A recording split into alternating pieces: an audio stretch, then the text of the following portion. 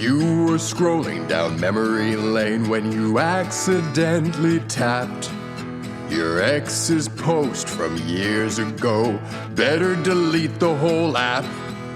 When scrolling's a bust, tacos are a must. Paso, the old El Paso. Pick up an old El Paso stand and stuffed taco kit today. When modern life gets rough, grab the timeless taste you love.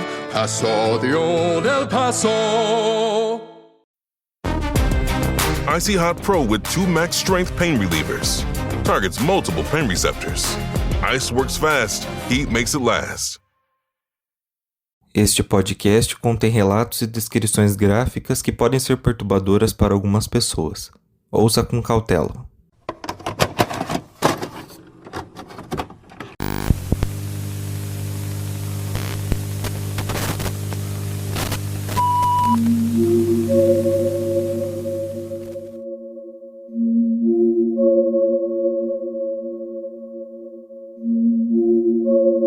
Olá, eu sou Rodolfo Brenner, host do podcast Clube dos Detetives, e esse é o Crimes Sinistros, a sua dose semanal de True Crime dentro do Relatos do Além. Nesse episódio, vocês vão conhecer a história do Bashir Khosrowshahi, um homem que sofreu uma experiência traumática, tentou seguir em frente, mas quando acreditou que estava seguro, alguém voltou para persegui-lo. Nesse caso que ficou conhecido como o caso das ligações misteriosas.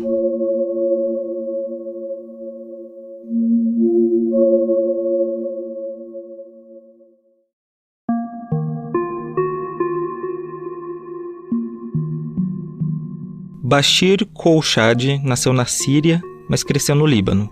Ele era filho de armênios e foi descrito como um homem muito inteligente e determinado. No início dos anos 70, ele trabalhava como escritor para uma revista de língua francesa em Beirute, quando conheceu e se casou com uma cantora americana chamada Gayle. Os dois se mudaram para os Estados Unidos, onde ele conseguiu a cidadania americana e passou a trabalhar como sommelier em restaurantes da área de Nova York. Na noite do dia 30 de junho de 1974, o Bashir estava acompanhando a esposa em Beirute, pois ela estava cantando na festa de noivado de uma princesa saudita. Ele tinha combinado de buscá-la às 23h30, mas as horas foram passando e ela não saía da festa. Foi só depois da 1 da manhã que ele percebeu que estava esperando no lugar errado, e como era uma época que não existia celular, ele decidiu pegar o seu carro e voltar para o hotel. Quando o Bashir estava virando uma esquina, ele viu que a rua estava bloqueada por um carro. Quando ele se aproximou, 4 homens armados com metralhadoras saíram desse veículo, arrastaram ele para fora do seu carro e o vendaram. Até aquele momento, Bashir acreditava que estava sofrendo um sequestro relâmpago, mas percebeu que tinha algo errado quando ele foi parar numa espécie de prisão. Naquela época, ele não sabia, mas ele tinha sido sequestrado pela Organização de Libertação da Palestina, que costumava sequestrar civis e políticos para trocar por recursos. Como o Bashir não era árabe e nem judeu, ele pensou que rapidamente conseguiria esclarecer o mal-entendido, mas não foi isso que aconteceu. Quando os sequestradores perguntaram a sua identidade, o Bashir explicou que era filho de armênios, tinha crescido no Líbano e que tinha cidadania americana. Os sequestradores acharam que, na verdade, ele era um espião da CIA. Por causa disso, ele foi deixado em um porão sem janelas por 5 dias e ele era torturado a cada 2 horas. Convencido de que iria ser torturado até a morte, o Bashir decidiu tomar uma decisão drástica e acabar com a sua própria vida. Ele cortou os pulsos com a ajuda de uma tigela de plástico e abriu os cortes com os dentes. Os sequestradores encontraram ele quase morto em uma poça de sangue. Ele foi deixado em um hospital onde foi tratado, conseguiu falar com a embaixada americana e posteriormente foi liberado.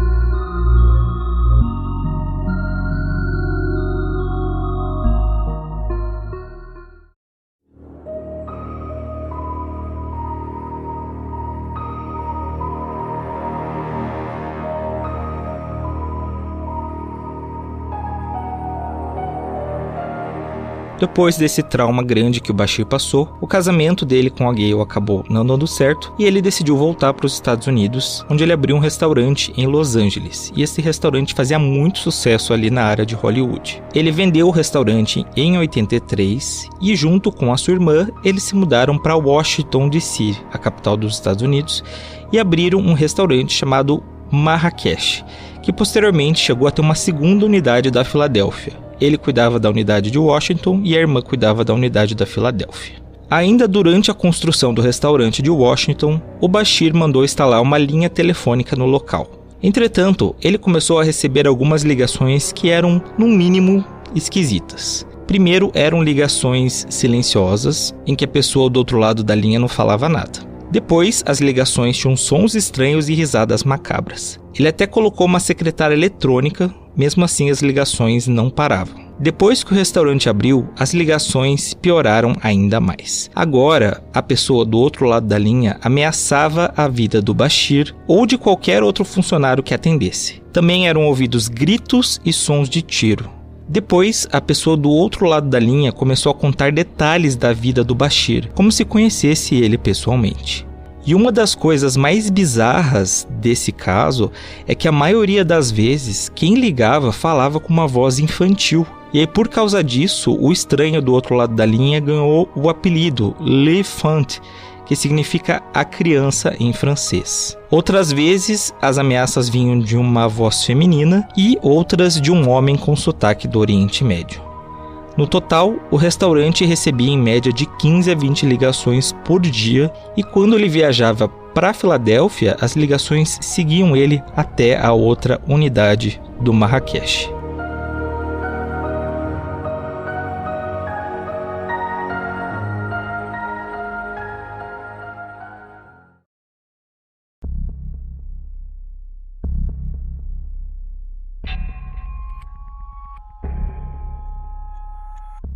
Além das ligações, o Bashir começou a suspeitar que alguém estava sabotando seus carros. Primeiro, ele descobriu que alguém tinha desenhado estrelas de Davi em uma Mercedes. Em outra ocasião, o seu Jeep começou a superaquecer e ele descobriu que alguém havia adulterado os cabos das velas de ignição, que por pouco não acenderam as linhas de combustível. A rotatividade dos funcionários no Marrakech era muito alta. Muitos tinham medo das ameaças que sofriam ao atender o telefone. Inclusive, tem relatos de um funcionário que sofreu um colapso nervoso e precisou ficar 1 mês internado na ala psiquiátrica. Como as ligações não paravam, o Bashir procurou o FBI para contar o que estava acontecendo e alguns agentes foram designados para o caso. Quando o FBI começou as investigações, eles ficaram surpresos pela quantidade de ligações. Então, durante um período de 18 meses, desde que as ligações começaram até o FBI ter entrado no caso, o Bashir tinha recebido mais de 3.000 ligações ameaçadoras. A investigação mostrou que as ligações eram feitas de diversos telefones públicos da área metropolitana de Washington e que algumas delas tinham um intervalo de segundos, o que significava que pelo menos mais de uma pessoa estava envolvida no caso. Mesmo identificando os orelhões e colocando agentes disfarçados, ninguém foi preso em flagrante.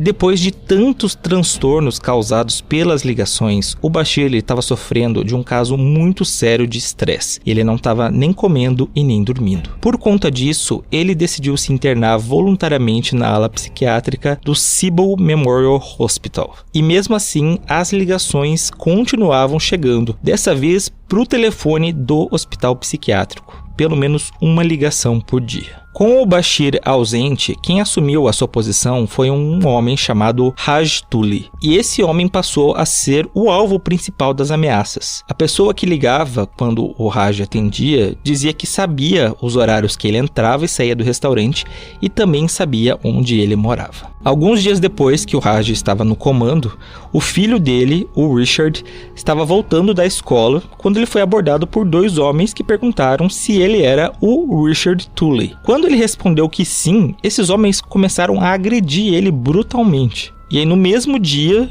a pessoa com voz de criança ligou para o restaurante e confirmou que ele era o autor dos ataques. E não foi só isso. No dia seguinte, alguém pintou na porta da casa do Raj os dizeres "Richard vai morrer". E quando as ligações pararam? Foi em novembro de 93, quando o Bashir decidiu expor o seu caso para o programa Unsolved Mysteries, o mesmo que falou sobre o caso da Cindy James, que foi o nosso primeiro episódio. Não se sabe se foi por conta da repercussão, mas acredite-se que sim, e as ligações pararam.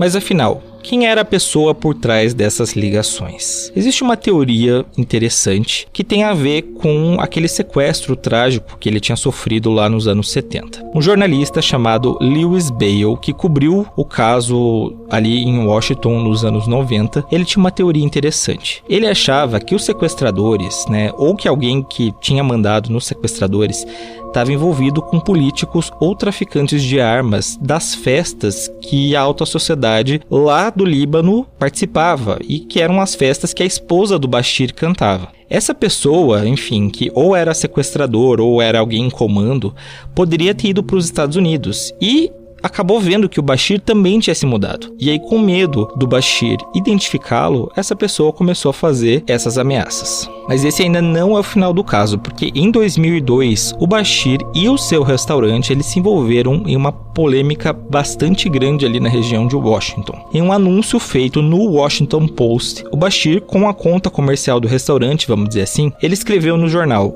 os sionistas transformaram as crenças judaicas em um partido político a serviço do ódio e da ganância. Isso porque, nesse ponto, ele acreditava que o responsável pelo sequestro tinha sido o governo israelense, mas não, foi aquela agência da Palestina. E nessa mesma época, o Bashir lançou um site extremista que tinha uma pira muito errada, não tem como falar, de outro jeito, cheio de discursos antissemitas, racistas, homofóbicos, misóginos, enfim.